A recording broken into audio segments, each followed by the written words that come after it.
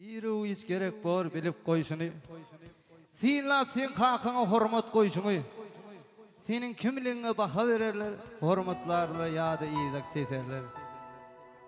Bilip koy kakan ağır senin kakandır. Kanırlıp bakmağın kakan tanrıyındır. Ay şurada, aydın nefisleri.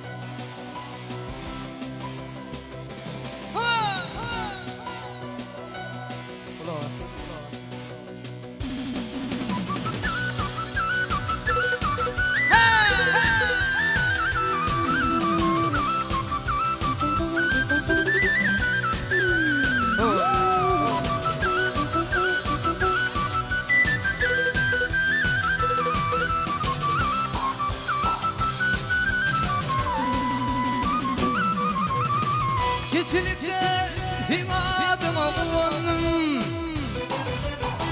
Onunun son inni gözü göründü Keçilikte zimadım oğlum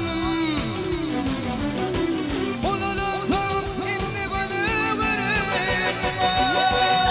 Hakan'dan zimadım dua kılsam Hakan'dan Hakan'dan sevadımı dua kılsan Hakan'dan adı bilindiğine kalırsan Oğlan özağına sağ olsun Hakan'ın başını hep bozun Allah'ım Nerede olursan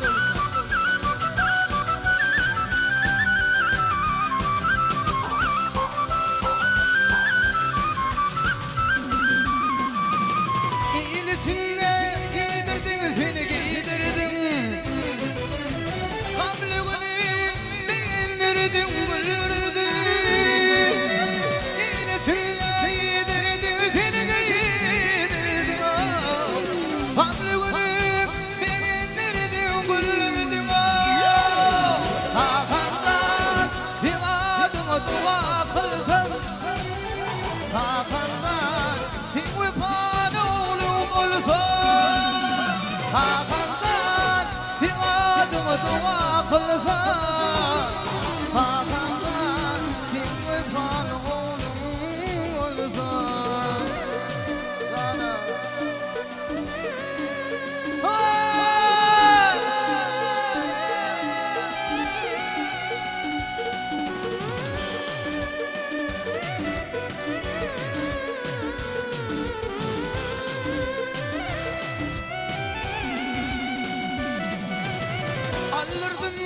Göktürü söndür nami Hakan'dan giderdim ben armani Anırdım bil göktürü söndür nami Hakan'dan giderdim ben armani Hakan'dan sevadımı dua kılsam Hakan'dan sen vefalı oğlum olsan Hakan'dan sevadımı dua kılsam Hakan'dan